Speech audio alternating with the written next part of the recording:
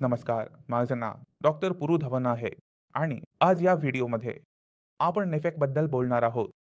ही कोणती आजार आहे जी लहान मुलांमध्ये जास्त आढळते? या आजारावर काम करणे महत्त्वाचे आहे. या आजारात काय चाललं आहे ते समजून घेऊया. दोन्ही ॲलोपॅथिक आणि आयुर्वेदिक उपचारांबद्दल चर्चा करूया. नेफ्रोटिक सिंड्रोमच्या मागे काही कारणं दिली जातात. आधी आपण हे समजून घेण्याचा प्रयत्न करूया की हे का होतंय. मग त्यानंतर उपचार कसे चालतात हे देखील समजून घेण्याचा प्रयत्न करूया. दोन्ही ॲलोपॅथिक आणि आयुर्वेदिक उपचारांबद्दल बोलताना जर आपण नेफ्रोटिक सिंड्रोमच्या मागे पाहिलं तर पुस्तकं उघडून किंवा इंटरनेटवर सर्च केलं तर याच्या मागे काही कारणं दिली जातात. इडिओपॅथिक म्हणजेच यामागे नेफ्रोटिक सिंड्रोम का झालं याचं कारण कोणालाही माहिती नाही. एक पद्धत आहे ज्याला आपण किडनी वापसी म्हणतो. किडनी वापसी नेफ्रोटिक सिंड्रोमच्या पेशंटसाठी केली जाते. त्यात जो परिणाम येतो तो म्हणजे MCD म्हणजेच मिनिमल चेंज डिजीज. आता मिनिमल चेंज डिजीज काय सांगते ते समजून घेण्याचा प्रयत्न करूया. जेव्हा आपण किडनीचा नमुना घेतला, बापाकडून घेतला आणि तो मायक्रोस्कोपच्या खाली पाहिला तेव्हा काय सापडले की त्यात काहीही नॉर्मल नाही. म्हणजे जसे सर्वांच्या किडन्या असायला हव्यात अगदी तशाच आहेत. आम्हाला सूक्ष्मदर्शकाखाली कोणतीही समस्या दिसली नाही. पण काही समस्या अशी आहे, इतकी मामूली आहे, इतकी छोटी आहे की आपण ती पाहू शकत नाही. म्हणजेच मिनिमल चेंज डिजीज म्हणजे खूपच लहान पडलं. आता याला मिनिमल चेंज डिजीज असं का म्हटलं गेलं? याला नॉर्मल किडनी असं का म्हटलं गेलं नाही? याचं कारण आहे कारण तुमच्या मूत्रात प्रोटीन लीक होत आहे. त्यामुळे काही ना काही कारण असणारच. या छोट्याशा बदलामुळे ते घडत आहे हे सांगावे लागेल. जर आपण नेफ्रोटिक सिंड्रोम असलेल्या कोणत्याही लहान मुलाची हिस्ट्री पाहिली तर तिथे आपल्याला काही औषधांच्या इतिहासाबद्दल माहिती मिळते.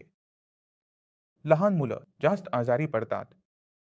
सर्दी, खोकला आणि जुकाम त्यांना होत राहतो.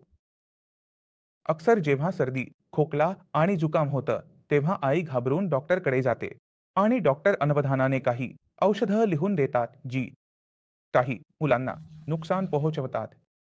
यामध्ये एक असतो CPM आणि रफ. तुला आठवतं का जेव्हा आपण लहान होतो तेव्हा आई आपल्याला लाल औषधं पाजायची. ती प्लास्टिकच्या बाटलीत डॉक्टरकडून भरून आणत असे. यादव लाल रंग फक्त CPN सिरपचाच असतो. हे तुमच्या किडनीला नुकसान पोहोचवण्याची क्षमता ठेवते जास्त प्रमाणात दिल्यास.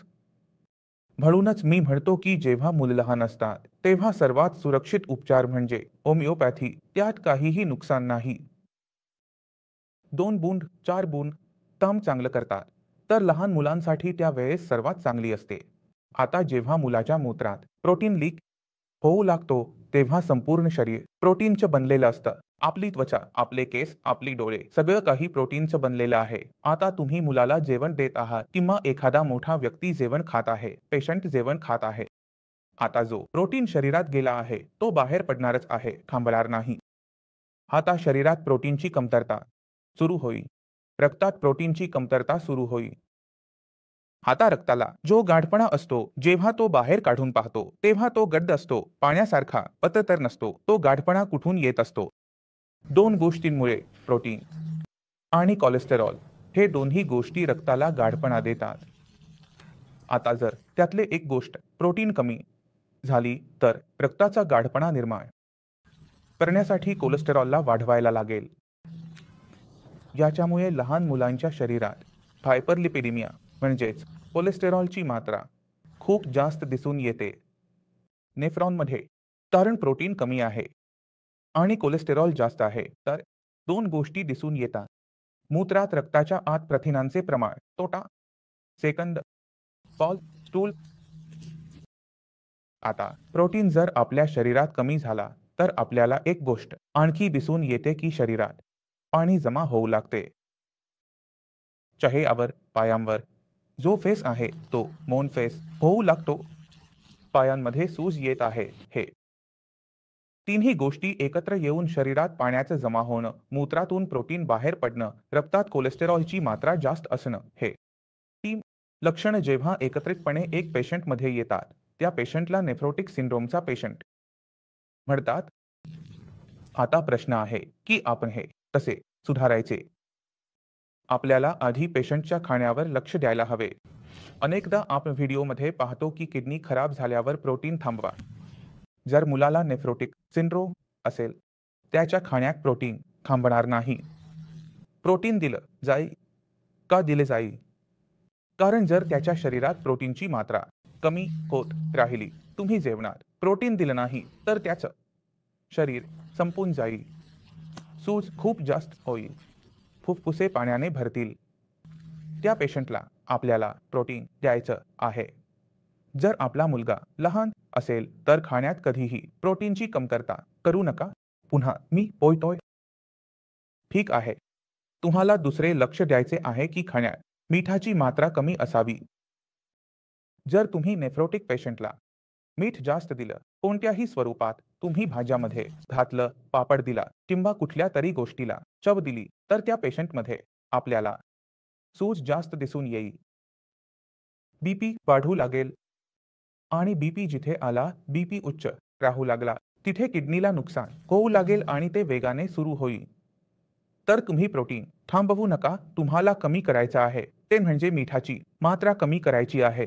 नाके बराबर करा. 2 जितक्या भागी गोष्टी आहेत, चिप्स आहे किंवा तुमच्या 4 चटणी आहे, हे सगळं ज्याच्या आत मिठाची मात्रा जास्त असते ती पूर्णपणे बंद होईल. मुलगा कितीही रडत राहिला तरी त्याला रडू द्या.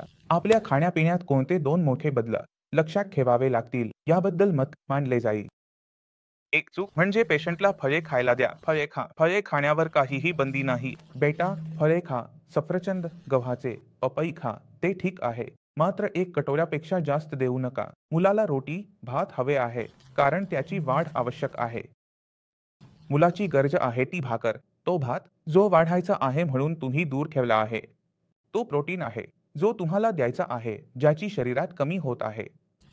अन्नामध्ये कार्बोहायड्रेट्सचे प्रमाण चांगले ठेवले तर व्यवसायाचे नुकसान कमी होते. लक्षात ठेवा. आता आम्ही प्रश्न विचारतो, आता उपचाराकडे जातो. आयुर्वेद असो, पेथियो किंवा तुमचं अलोपॅथी कोणता काम करेल, कोणता काम करणार नाही हे आपल्याला माहीत नाही. खरी गोष्ट म्हणजे उपचार एकाच वेळी होऊ शकतो. पूर्ण आयुष्यभर प्रयत्न केले तरीही होत नाही. जो त्यातली अप्रोच आहे ती वेगवेगळी असते. आपल्याला अप्रोच घ्यावी लागते. त्यामुळे स्टेरॉइड उपचार एलोपॅथीत दिला जातो. वायसोलोन दिला जाईल पासून नंतर आमच्या टिक्सीमॅप आणि टॅक्टिस 2 गोष्टी वापरल्या जातात. आणि काही पेशंट्समध्ये ती चांगलं काम करते. काही पेशंट्समध्ये ती अगदीच काम करत नाही. पेशंट आरामात राहतो. प्रोटीन थांबा. थांबा 5 मिनिट, 6 मिनिट थांबा. सालभरानंतर पुन्हा सुरुवात झाली. आता समस्या अशी आहे की आपण जे स्टेरॉइड थेरपीज करतो ते वारंवार करू शकत नाही. तर आपल्याला काय करायला लागेल? आपल्याला शरीरातही बदल करायला लागतात. आपल्याला समजून घ्यायचं आहे की किडनीमध्ये हे का होत आहे. किडनीमध्ये हे असं होत आहे कारण तिथे अशी एक आजार आहे जी आपल्या मायक्रोस्कोपने दिसत नाही, ज्याला आपण MCD म्हणतो. पण जर आपण लक्षपूर्वक विचार करण्याचा प्रयत्न केला तर कोणतीही गोष्ट कोणत्याही गोष्टीला तेव्हा नुकसान पोहोचवते जेव्हा तिथे कोणत्याही प्रकारची सूज असते. जर किडनीमध्ये सूज येत असेल, अगदी थोडीशी सूज असेल तर ती मायक्रोस्कोपमध्ये दिसणार नाही. मग आपण काय करावे लागेल? त्यात अँटी इन्फ्लेमेटरी उपचार चालवायला लागतात आणि याच कारणामुळे स्टेरॉइड काम करतात. एलोपॅथीप्रमाणे तुम्ही द्याल, सूज गेली. पण जसे तुम्ही सिर बनून परत येते तसंच आपल्याला अशी औषधं द्यावी लागेल जी सूज कमी करेल आणि शरीराला नुकसान करणार नाही. तिथे जो आयुर्वेद आहे तो खूप चांगलं काम करतो. जेव्हा आपण आयुर्वेदिक उपचार घेतो तेव्हा तिथे जे इन्फ्लमेशन होण्याची शक्यता आहे आणि जे इन्फ्लमेशन होत आहे ती सूचना कमी होते. जे रिलेप्स होत आहे वारंवार नेफ्रोटिक सिंड्रोममुळे जो प्रोटीन लॉस सुरू होतो तो होत नाही. पेशंट एक खूप चांगली लाईफ आरामात कोणत्याही अडचणीशिवाय जगतो. त्यामुळे मला आशा आहे की तुम्ही नेफ्रोटिक सिंड्रोमबद्दल खूप काही शिकले असाल. पेशंट कोणत्या चुका करतात, खाण्यापिण्यात कोणत्या गोष्टींचा विचार करायला हवा. तरीही मनात काहीही शंका असली तरी तुम्ही काहीही विचारू इच्छित नसाल तर तुम्हाला स्वागत आहे. येऊन भेटू शकता आणि याचसोबत तुम्हाला चालण्याची परवानगी मागतो. पुढील व्हिडिओमध्ये भेटू. तोपर्यंत नमस्कार.